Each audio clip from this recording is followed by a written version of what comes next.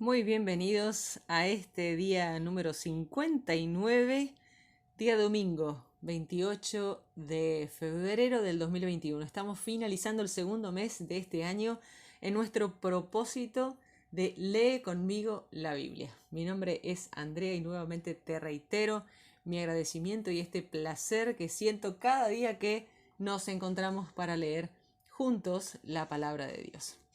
Es mi deseo que tengas un excelente día y como lo hacemos siempre, vamos a iniciar nuestra lectura del día de hoy junto a un devocional que tiene que ver con una reflexión acerca de cada uno de los pasajes bíblicos que vamos leyendo. Hace una conexión muy buena, muy genuina, muy interesante para que podamos pensar más allá de la simple lectura acerca de lo que Dios nos está hablando a través de cada uno de estos capítulos. Bienvenidos nuevamente y nos dedicamos a lo nuestro, el devocional del día de hoy.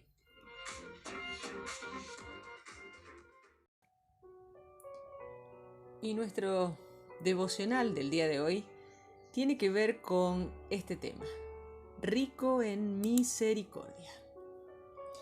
Un hombre se estaba haciendo un retrato a manos de un pintor exitoso. Cuando el retrato estuvo listo, lo mostraron quitándole el velo. El hombre quedó muy contento con el resultado. Cuando le preguntaron si le gustaba, respondió: "No creo que me haga justicia". A lo cual replicó el artista: "Señor, usted no necesita justicia, sino misericordia". En última instancia, todos nosotros necesitamos misericordia, mucho más que justicia. El tema de la misericordia de Dios recorre toda la Biblia. Dios es rico en misericordia, dice Efesios capítulo 2, verso 4. La palabra griega eleos significa misericordia, compasión, piedad, clemencia. La misericordia de Dios está a tu disposición.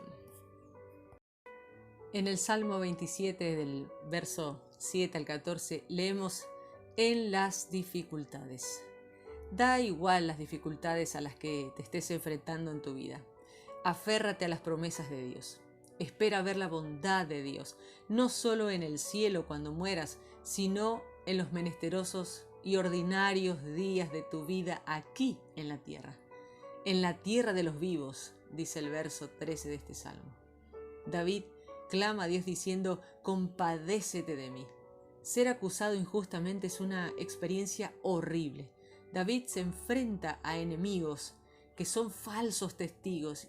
Al pasar por aquella experiencia tan dolorosa, clama a Dios por misericordia y en medio de todas las acusaciones es capaz de decir: pero de una cosa estoy seguro, he de ver la bondad del Señor en esta tierra de los vivos.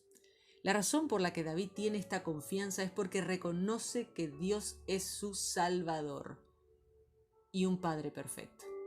Aunque mi padre y mi madre me abandonen, el Señor me recibirá en sus brazos, dice el verso 10. Mucha gente experimenta dificultades hoy en día como resultado de la falta de amor de parte de sus padres. Pero sea cual sea la relación con tus padres, aún así puedes empezar a imaginar cómo sería una relación con un Padre perfecto. Dios es todo un Padre.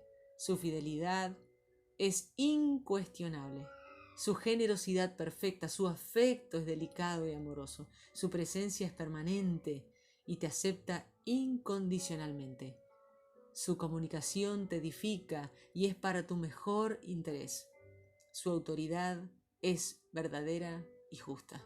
Cuando David escribe "el Señor me recibirá" en el verso 10, lo hace pensando en todos estos tipos de atributos paternales perfectos.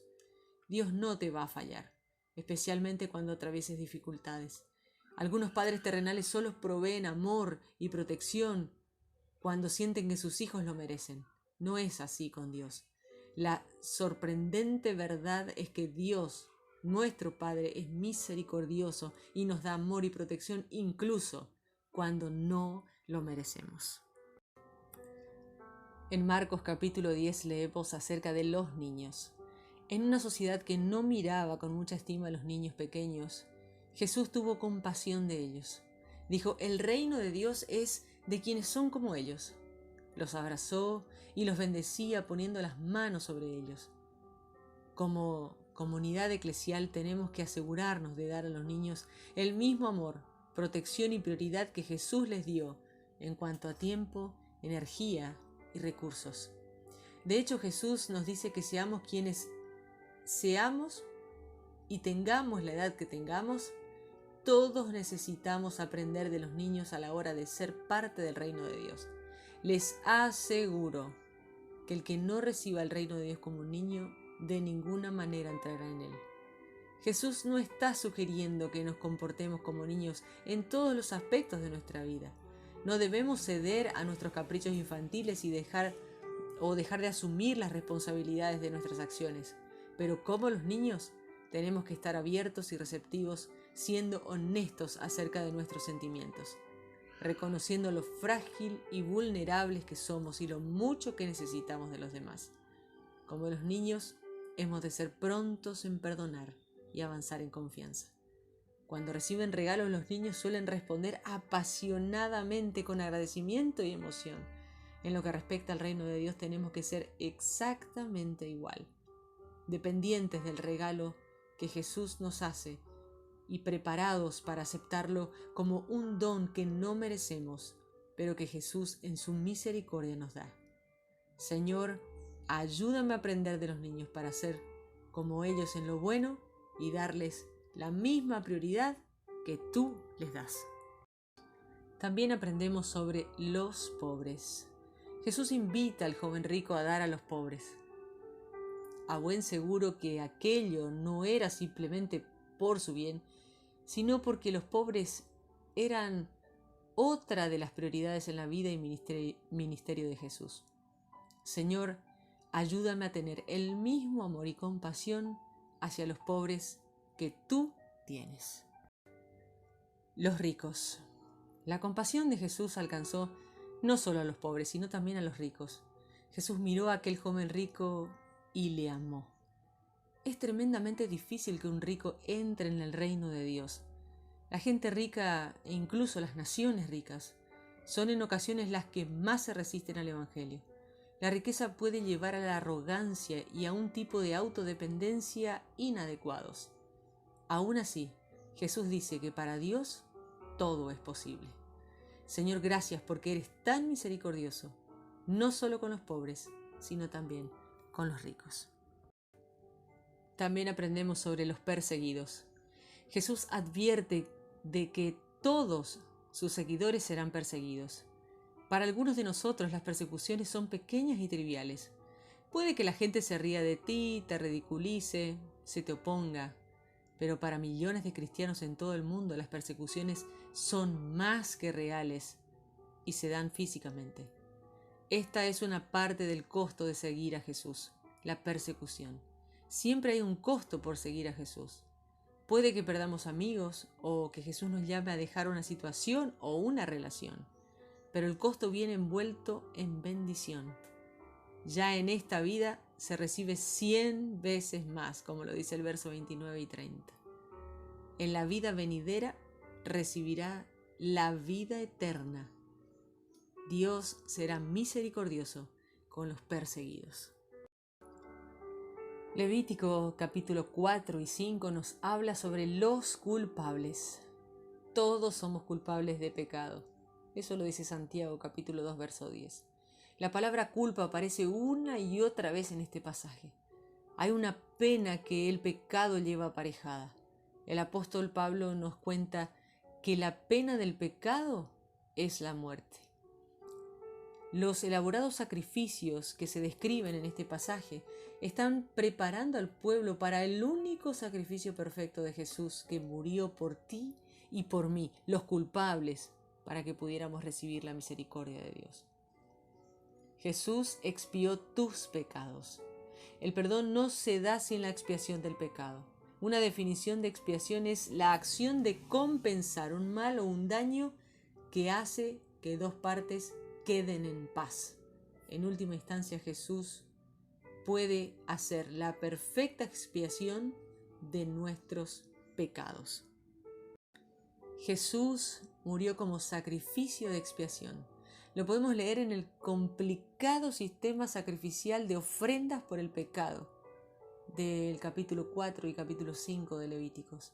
Jesús murió como sacrificio de expiación por tus pecados y los míos. Jesús fue el sacrificio perfecto. El sacrificio tenía que ser sin defecto. En última instancia, solo Jesús podía hacer ese sacrificio perfecto. Jesús es el Cordero de Dios. Como la ofrenda por el pecado, se presentaba un cordero. La persona culpable tenía que poner las manos sobre la cabeza de ese animal. El cordero moría como ofrenda para quitar el pecado. Jesús es el Cordero de Dios que quita el pecado del mundo, como lo decía Juan en el capítulo 1, verso 29. La sangre de Jesús se derramó por ti. El sacerdote tenía que tomar un poco de la sangre del sacrificio expiatorio, después de la cual derramarla al pie del altar, el resto de la sangre. La sangre representa la vida del animal. Derramar la sangre era un acto que simboliza que el animal había muerto en lugar de la persona que hacía el sacrificio. La sangre de Jesús fue derramada por ti y por mí, como dice Mateo capítulo 26, verso 28. Jesús puso la misericordia de Dios al alcance de todos. Las palabras perdón y perdonado aparecen una y otra vez en el libro de Levíticos. Sin derramamiento de sangre no hay perdón, dice Hebreos capítulo 9, verso 22. Por medio de la sangre de Jesús es posible el perdón. Como consecuencia, la misericordia de Dios está al alcance de ti y de mí. Comenzamos nuestra lectura en el libro de Salmos, capítulo 27, versos 7 al 14. Señor, escucha mi llamado, ten compasión de mí y contéstame. Señor, de todo corazón quiero conversar contigo y aquí estoy para adorarte. No te alejes de mí, no ignores a tu servidor. Dios mío, tú eres mi Salvador. No me dejes solo, no me abandones. Aunque mis padres me abandonen, el Señor se encargará de mí. Señor, enséñame a vivir como tú quieres. Guíame por el camino seguro. Ayúdame porque tengo muchos enemigos. No permitas que mis enemigos me derroten, porque son muchos los que dicen mentiras de mí y tratan de hacerme daño. Yo, en cambio, espero disfrutar de la bondad del Señor mientras viva. Mientras aguardan, confíen en el Señor, sean fuertes y valientes, y esperen que el Señor les ayudará. Marcos capítulo 10, versos 13 al 31. Luego le trajeron los niños a Jesús para que los bendijera. Pero los seguidores de Jesús los regañaron. Cuando Jesús se dio cuenta de eso, se enojó y les dijo: Dejen que los niños vengan a mí y no se lo impidan, porque el reino de Dios es de los que son como ellos. Les digo la verdad, el que no acepta el reino de Dios como un niño, no entrará jamás en él. Jesús tomó a los niños en sus brazos y los bendijo, imponiéndole las manos. Cuando Jesús estaba saliendo, un hombre se acercó corriendo, se arrodilló ante él y le dijo: Maestro bueno, ¿qué debo hacer para tener la vida eterna? Jesús le contestó: ¿Por qué me llamas bueno? Solo Dios es bueno. Tú sabes los mandamientos: no mates, no cometas adulterio, no robes, no des falso testimonio, no engañes y respeta a tu papá y a tu mamá. El hombre dijo: Maestro, yo he cumplido esos mandamientos desde que era joven. Jesús lo miró con afecto y le dijo: Te hace falta una cosa. Ve y vende todo lo que tienes. Dale ese dinero a los pobres. Así también tendrás un tesoro en el cielo. Luego ven y sígueme. El hombre quedó muy desilusionado por las palabras de Jesús y se marchó muy triste porque tenía muchos bienes. Jesús miró alrededor y les dijo a sus seguidores: Qué difícil es para los ricos entrar al reino de Dios. Sus seguidores se asombraron por estas palabras, pero Jesús les dijo: Hijos míos, qué difícil es entrar al reino de Dios. Es más fácil que un camello pase por el ojo de una aguja que un hombre rico entre al reino de Dios. Ellos quedaron aún más asombrados y comentaban entre sí: entonces, ¿quién podrá salvarse? Mirándolo, Jesús dijo: Eso es imposible para los hombres, pero no para Dios. Para Dios todo es posible. Pedro comenzó a decirle: Nosotros dejamos todo por seguirte. Jesús les dijo: Les digo la verdad. Todo el que dejó casa, hermanos, hermanas, mamá, papá, hijos o tierras por mí o por mi mensaje, recibirá 100 veces más de lo que dejó. En este mundo tendrá más casas, hermanos, hermanas, mamás, hijos, tierras y aunque con persecuciones. Y también será recompensado con la vida eterna en el mundo que está por venir. Pero muchos de los que ahora son primeros serán los últimos, y muchos de los que ahora son últimos serán primeros. Continuamos con el capítulo 4 del libro de Levítico. El Señor le dijo a Moisés: Diles a los israelitas: si alguien peca involuntariamente y hace algo que está prohibido en los mandamientos del Señor, tendrá que hacer lo siguiente.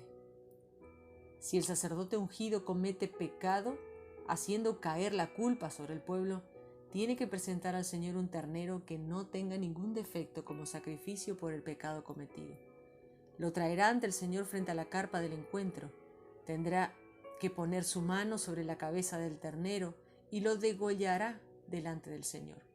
Luego, llevará un poco de sangre del ternero a la carpa del encuentro. Mojará su dedo en la sangre y la rociará 7 veces ante el Señor, frente a la cortina del lugar santísimo. Luego, untará con un poco de sangre los cuernos del altar del incienso que está ante el Señor en la carpa del encuentro. Entonces derramará el resto de la sangre del ternero en la base del altar de los sacrificios que deben quemarse completamente, que queda a la entrada de la carpa del encuentro. Luego, le quitará toda la grasa al ternero del sacrificio por el pecado, la que cubre las vísceras. También le quitará los 2 riñones y la grasa que los cubre, o sea, la que está junto a los lomos, y la parte de grasa del hígado que sacará junto con los riñones.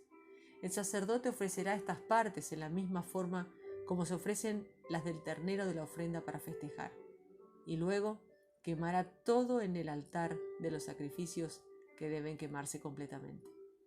Pero la piel del ternero con toda su carne, la cabeza, las patas, las vísceras y los desechos, lo sacará fuera del campamento a un lugar limpio, al vertedero de ceniza, y la echará leña y los quemará. Ahí, en el vertedero de ceniza, se quemará el ternero. Puede darse el caso de que toda la comunidad de Israel cometa sin intención un pecado y que nadie se dé cuenta de que han hecho algo contra los mandamientos del Señor y por lo tanto son culpables. Cuando se den cuenta de que lo cometieron a este pecado, toda la comunidad ofrecerá un ternero como sacrificio por el pecado. El ternero se llevará ante la carpa del encuentro y ante el Señor. Los ancianos líderes de la comunidad pondrán sus manos sobre la cabeza del ternero y degollarán allí el ternero delante del Señor. Después, el sumo sacerdote ungido llevará a la carpa del encuentro un poco de sangre del ternero, mojará su dedo en la sangre y rociará la sangre 7 veces ante el Señor, frente a la cortina del lugar santísimo. El sacerdote untará un poco de sangre en los cuernos del altar del incienso que está ante el Señor en la carpa del encuentro. Después, derramará el resto de la sangre del ternero en la base del altar de los sacrificios que deben quemarse completamente, que queda a la entrada de la carpa del encuentro. También le quitará toda la grasa abdominal y la quemará en el altar. Se hará con este ternero exactamente lo mismo que se hizo con el ternero del sacrificio por el pecado. Así el sacerdote purificará a los israelitas y quedarán perdonados. El sacerdote llevará a ese ternero fuera del campamento y lo quemará tal como se hace con el otro ternero, porque este es el sacrificio por el pecado de toda la comunidad. Puede darse también el caso de que un jefe cometa pecado haciendo sin intención algo que está contra los mandamientos del Señor su Dios. En ese caso, el jefe será culpable. Cuando se entere que cometió ese pecado, llevará como ofrenda un chivo que no tenga ningún defecto. Luego, el jefe pondrá su mano sobre la cabeza del chivo ante el Señor y lo degollará en el lugar donde se degüellen los animales de los sacrificios, que deben quemarse completamente, pues es sacrificio por el pecado. Después el sacerdote tomará con su dedo un poco de sangre del chivo, lo untará en los cuernos del altar del sacrificio que debe quemarse completamente y derramará el resto de la sangre en la base del mismo altar. El sacerdote quemará en el altar toda la grasa del animal y de la misma forma que quema la grasa de las ofrendas para festejar. Así el sacerdote purificará al jefe y quedará perdonado. Puede darse igualmente el caso de que alguien del pueblo cometa pecado haciendo sin intención algo que es contra los mandamientos del Señor su Dios. En ese caso, tal persona es culpable. Cuando se entere de que cometió ese pecado, llevará como ofrenda por el pecado una cabra que no tenga ningún defecto. Luego pondrá su mano sobre la cabeza de la cabra y la degollará en el lugar donde se degüellen los animales de los sacrificios que deben quemarse completamente. Entonces el sacerdote tomará con su dedo un poco de la sangre de la cabra, la untará en los cuernos del altar de los sacrificios que deben quemarse completamente y derramará el resto de la sangre en la base del mismo altar. También el sacerdote le quitará toda la grasa a la cabra de la misma forma que se le quita la grasa de las ofrendas para festejar, y quemará en el altar como olor agradable al Señor. Así el sacerdote lo purificará y quedará perdonado. Si la persona trae una oveja para ofrecerla como sacrificio por el pecado, será una oveja sin defecto. Luego pondrá su mano sobre la cabeza de la oveja y la degollará, en el lugar donde se degüellen los animales de los sacrificios. Luego debe quemarse completamente. Entonces el sacerdote tomará con su dedo un poco de la sangre del animal, la untará en los cuernos del altar de los sacrificios, que deben quemarse completamente, y derramará el resto de la sangre en la base del mismo altar. También el sacerdote le quitará toda la grasa a la oveja, de la misma forma que se quita la grasa de las ofrendas para festejar, la quemará al Señor en el fuego del altar junto con las ofrendas de comida. Así el sacerdote purificará a esa persona y quedará perdonada. Levíticos capítulo 5 versos 1 al 13. Si se llama a alguien como testigo para hacer una declaración contra otro por algo que vio o escuchó y se niega a presentarse, está cometiendo un pecado y es culpable. En caso de que alguien toque algo impuro o el cuerpo muerto de un animal impuro, o sea un animal salvaje o doméstico o reptil impuro, queda impuro él mismo y es culpable aunque no se haya dado cuenta. Si alguien toca alguna impureza humana o cualquier otra cosa que pueda dejarlo impuro, puede que no se dé cuenta en ese momento. Será culpable cuando se dé cuenta. Si alguien hace una promesa ligera, sea para bien o para mal, y la olvida, será culpable en el momento en que se acuerde de ella. Por lo tanto, el que sea culpable de alguno de esos casos tendrá que reconocer su pecado y traerle al Señor una oveja o una cabra de su rebaño como sacrificio por el pecado. Entonces el sacerdote hará para esa persona la ceremonia de purificación por el pecado que cometió.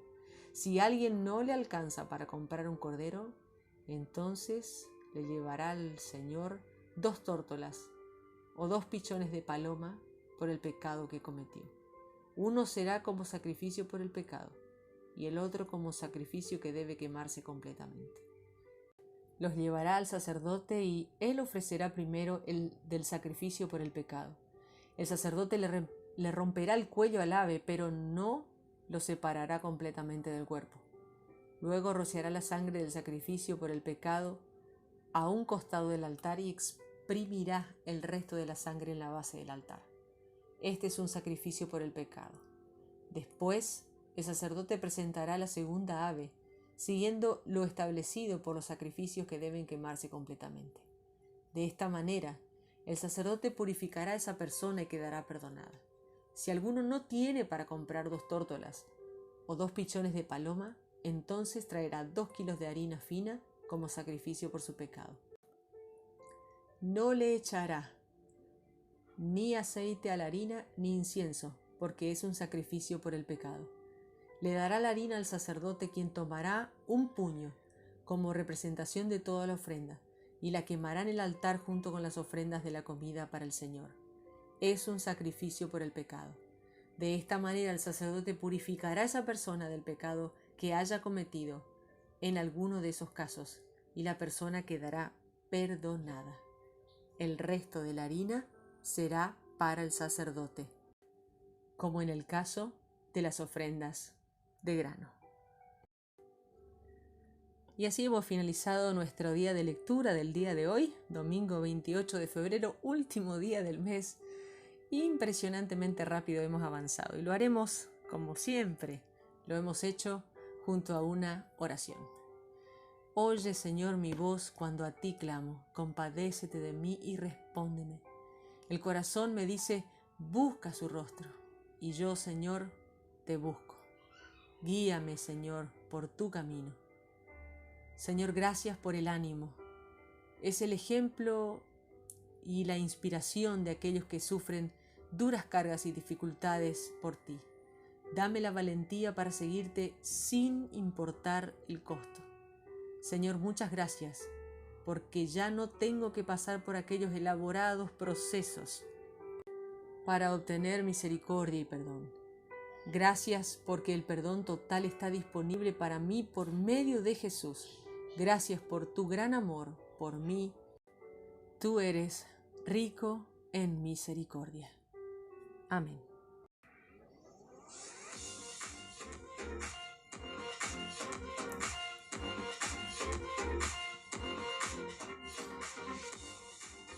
Y ponemos aquí nuevamente otro punto final para este Lee conmigo la Biblia, edición número 59. Estamos ya finalizando este día domingo, este mes de febrero en este 2021, cuyo propósito los hemos trazado el primer día y es nada más y nada menos que pasar cada día junto a la palabra de Dios. Nuevamente te reitero que puedes compartir este material con quien quieras, con quien gustes y a quien te parezca que le pueda resultar de ayuda o beneficio. Yo, por supuesto, lo comparto encantada con todos ustedes. Media hora junto a la palabra de Dios y han transcurrido rápidamente. Así que muchas gracias por compartirlo conmigo. Bendecido domingo y mejor inicio de semana y de mes, señores. Tercer mes del año. Ya iniciamos el mes de marzo.